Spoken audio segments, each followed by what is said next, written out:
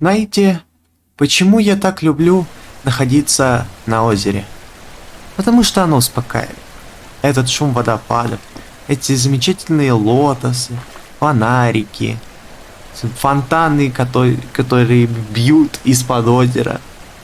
И все это выглядит очень-очень прекрасно. Иногда можешь сидеть тут и не задумываться, что уже начался ролик. Приветствую всех! Вы на канале Игро-Зона, и с вами снова я, профессор. И это The Witness. Игра, которая заставляет задуматься о многом. Поэтому задумайтесь об этом. Мы продолжаем играть, продолжаем разгадывать загадки. И, как говорится, мы с вами уже на финишной прямой. Потому что нам осталось совсем немного. Но, конечно, дел у нас тут еще достаточно. Скажем так, не то чтобы 1% там остался для прохождения. Не, у нас тут активности еще очень-очень много. Поэтому давайте будем пока что начинать. У нас сегодня в планах, во-первых, это поискать кассеты. Это пока наша первая задача. А во-вторых, если закончим с кассетами, да, достаточно найдем, то отправимся в город и будем попытаться закрывать последний 6-й обелиск. Вот такие вот у нас планы на серию. Так, ну а вот и первая кассета, которая находится, как очень странно, но она находится вот здесь. Прикиньте. Честно, я бы проглядел. Потому что на камне она довольно сильно сливается. Окей, послушай. These hearts were woven of human joys and cares, washed marvelously with sorrow, swift to mirth. The years had given them kindness, dawn was theirs, and sunset, and the colors of the earth. These had seen movement and heard music, known slumber and waking, loved, gone proudly friended, felt the quick stir of wonder, sat alone, touched flowers and furs and cheeks. All this is ended. There are waters blown by changing winds to laughter, and lit by the rich skies all day, and after, frost, with a gesture, stays the waves that dance and wandering loveliness. He leaves a white, unbroken glory, a gathered radiance, a width, a shining peace under the night. Rupert Brooke, 1914. Занимательно. Довольно занимательно. А мне вот интересно, а как я мог заметить вот это? Вот эту вот кассету? Просто понимаете, раньше я всегда думал то, что когда мы приплываем здесь на корабле, да, вот отсюда, соответственно, да, мы можем подниматься дальше или решать загадки, и есть вот такие вот мазки. Я всегда думал, что здесь что-то есть, но никогда ничего не находил. А тут, опа-на, кассета, послушаем. God bade me behold the sea, and I saw the ship sinking and the planks falling. О, что-то интересное. Then the planks too were submerged. And God said to me, those who voyage are not saved. And he said to me, those who, instead of voyaging, cast themselves into the sea, take a risk. And he said to me, those who voyage and take no risk shall perish. And he said to me, in taking the risk, there is a part of salvation. And the wave came and lifted those beneath it and overran the shore. And he said to me, the surface of the sea is a gleam that cannot be reached, and the bottom is a darkness impenetrable. And between the two are great fishes, which are to be feared. Nefari, circa 970. Иронично то, что мы стоим здесь, а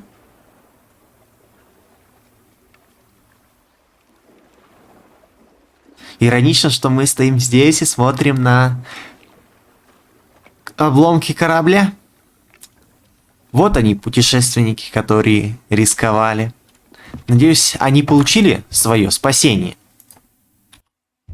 Ну что ж, в джунглях мы, конечно, побывали. Теперь пришло время отправиться на болото. И, как видите, на пересечении нас же ждет одна кассета. We have two kinds of knowledge which I call symbolic and intimate. I do not know whether it would be correct to say that reasoning is only applicable to symbolic knowledge, but the more customary forms of reasoning have been developed for symbolic knowledge only. The intimate knowledge will not submit to codification and analysis, or rather, when we attempt to analyze it, the intimacy is lost and replaced by symbolism. For an illustration, let us consider humor.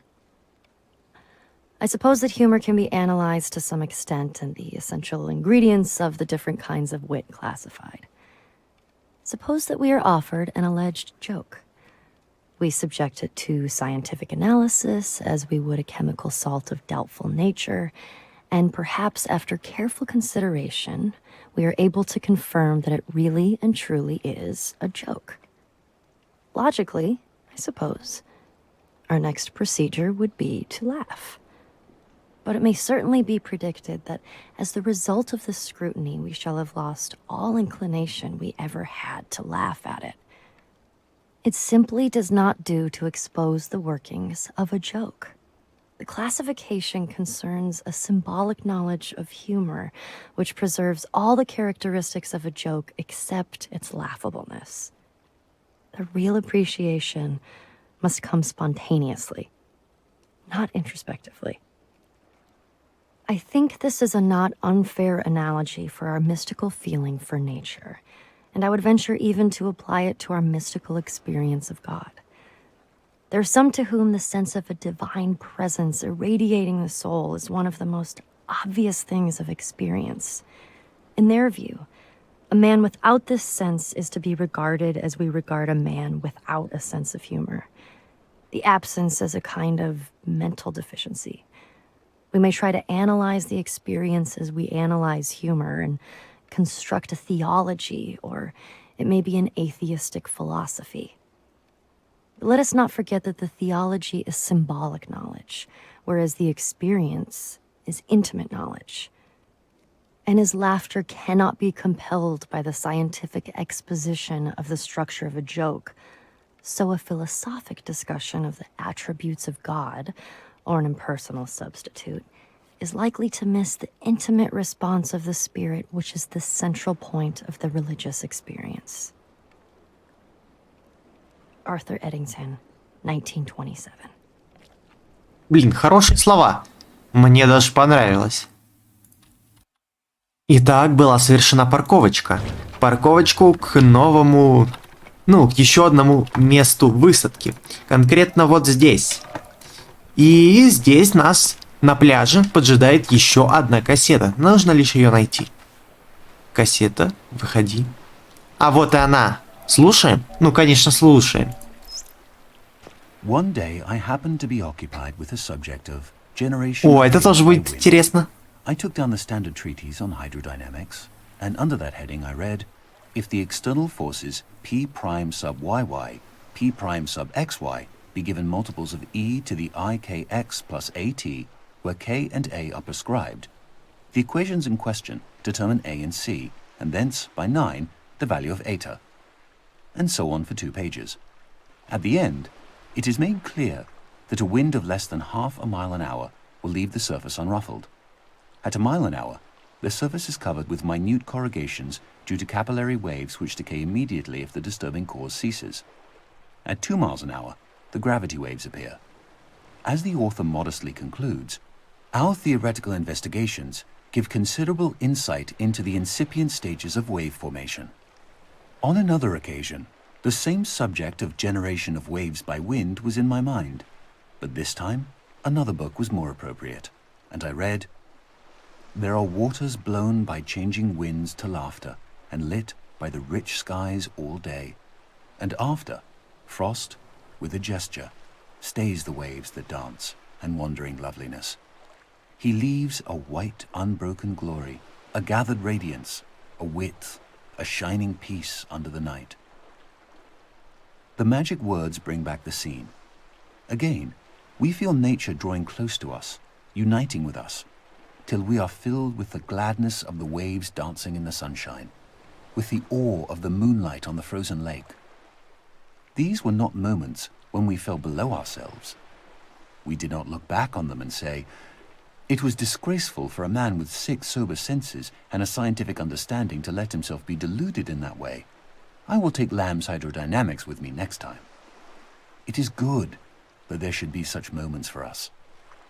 Life would be stunted and narrow if we could feel no significance in the world around us beyond that which can be weighed and measured with the tools of the physicist, or described by the metrical symbols of the mathematician. Of course, it was an illusion. We can easily expose the rather clumsy trick that was played on us. Ethereal vibrations of various wavelengths, reflected at different angles from the disturbed interface between air and water, reached our eyes, and by photoelectric action caused appropriate stimuli to travel along the optic nerves to a brain center. Here, the mind set to work to weave an impression out of the stimuli. The incoming material was somewhat meager, but the mind is a great storehouse of associations that could be used to clothe the skeleton. Having woven an impression, the mind surveyed all that it had made and decided that it was very good. The critical faculty was lulled. We ceased to analyze and were conscious only of the impression as a whole, the warmth of the air, the scent of the grass, the gentle stir of the breeze, combined with the visual scene in one transcendent impression, around us and within us. Associations emerging from their storehouse grew bolder. Perhaps we recalled the phrase, rippling laughter. Waves, ripples, laughter, gladness. The ideas jostled one another. Quite illogically, we were glad, though what there can possibly be to be glad about in a set of ethereal vibrations no sensible person can explain. A mood of quiet joy suffused the whole impression. The gladness in ourselves was in nature, in the waves, everywhere. That's how it was. It was an illusion. Then why toy with it longer? These airy fancies which the mind, when we do not keep it severely in order, projects into the external world should be of no concern to the earnest seeker after truth. Get back to the solid substance of things, to the material of the water moving under the pressure of the wind and the force of gravitation, in obedience to the laws of hydrodynamics. But the solid substance of things is another illusion. It too is a fancy projected by the mind into the external world. We have chased the solid substance from the continuous liquid to the atom, from the atom to the electron, and there we have lost it. But at least it will be said, we have reached something real at the end of the chase, the protons and electrons. Or, if the new quantum theory condemns these images as too concrete and leaves us with no coherent images at all, at least we have symbolic coordinates and momenta and Hamiltonian functions, devoting themselves with single-minded purpose to ensuring that QP minus PQ shall be equal to IH over 2 pi. I have tried to show that by following this course we reach a cyclic scheme which, from its very nature, can only be a partial expression of our environment. It is not reality, but the skeleton of reality. Actuality has been lost in the exigencies of the chase.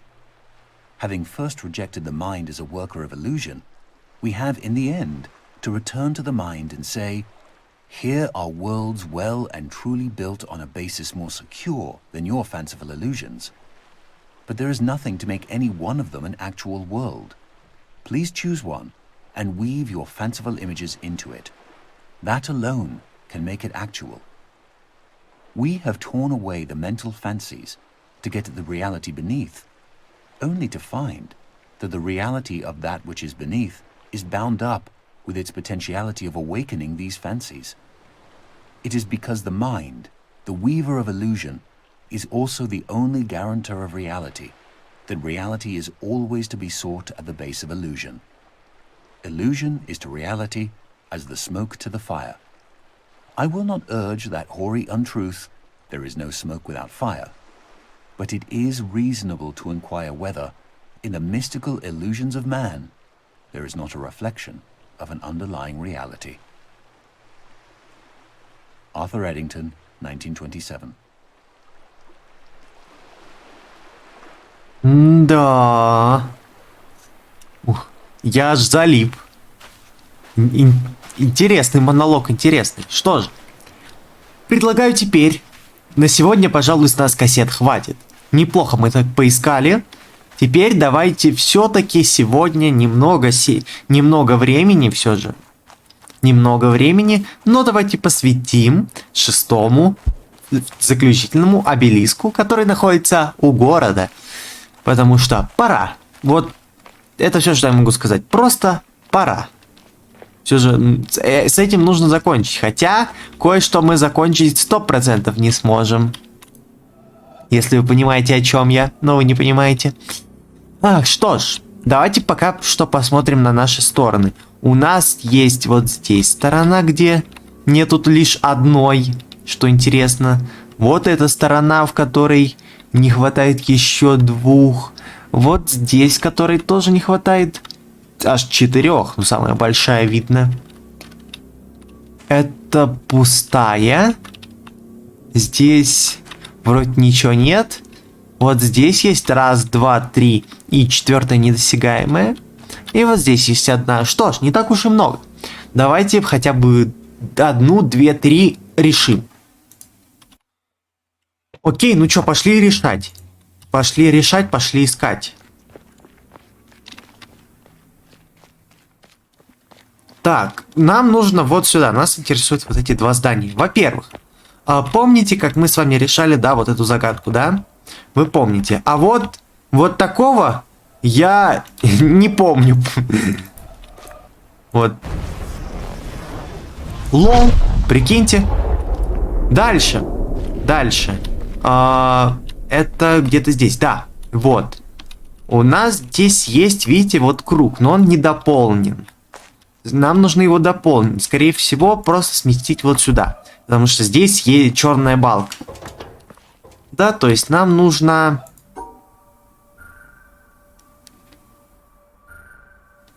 Вот так.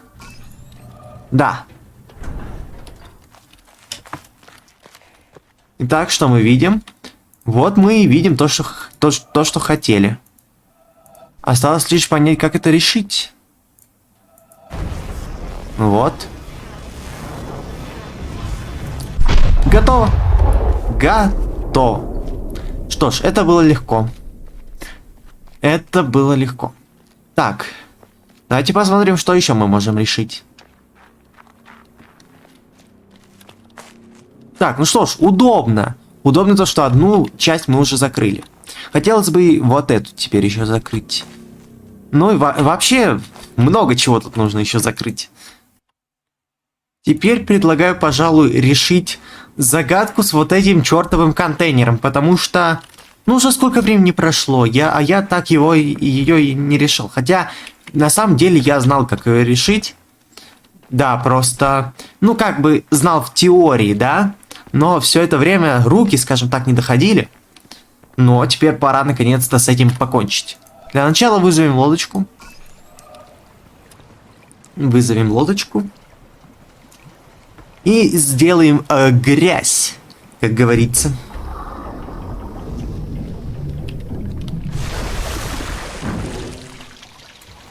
Сделаем грязь. Итак. Так, для начала нужно отъехать куда-нибудь вот сюда. Не сильно, так, чуть-чуть. Нам много-то и не нужно, в принципе. Давай.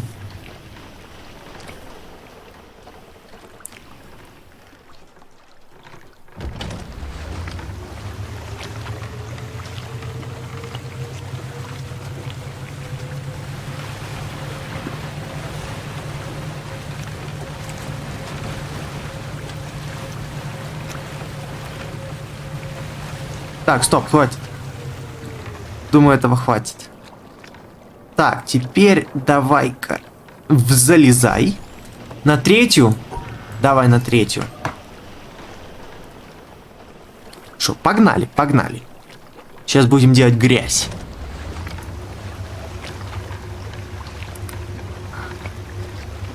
Медленно, но грязь.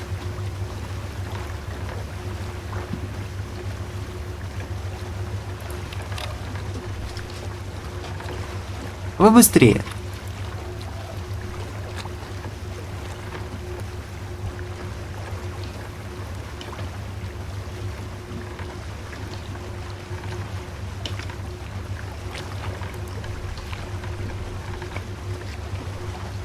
Готово.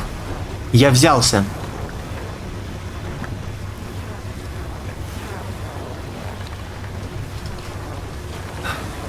Это долго. Ну ничего, подождем. Наша задача все-таки пройти.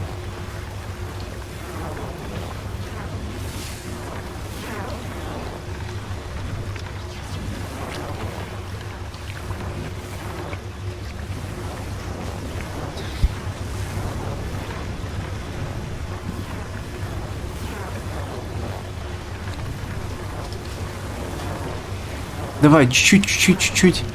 И... Хопана! Хорошо. Давай следующий.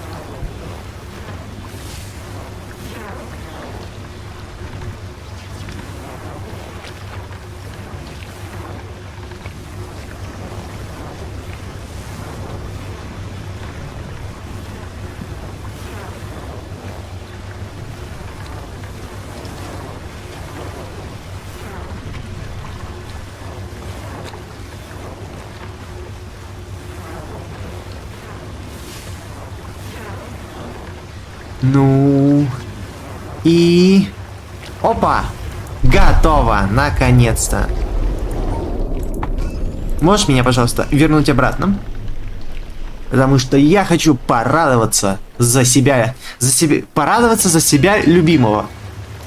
Давай, скорее. Не томи, не томи. Просто. Потому что серию уже нужно заканчивать. Но хочу показать вам результат наших сегодняшних работ. Да и сам тоже хочу самоутвердиться над тем, как много я сегодня сделал. Потому что в психологии нельзя себя ругать. Нужно себя только хвалить. Ну, как говорится, не надо упрекать себя за то, что ты не сделал всю работу. Нужно хвалить себя за то, что ты сделал хотя бы ее часть. И вот, смотрите-ка, здесь у нас пусто. Здесь полностью решили. Здесь аналогично. Здесь нам еще пока не хватает. Здесь пусто. Здесь уже решена.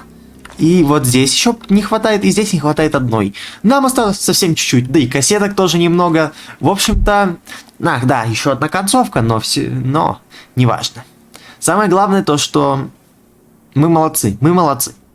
Что же, на этой замечательной ноте мы с вами будем прощаться. Спасибо, что смотрели. Всем удачи, всем пока. Пока-пока-пока.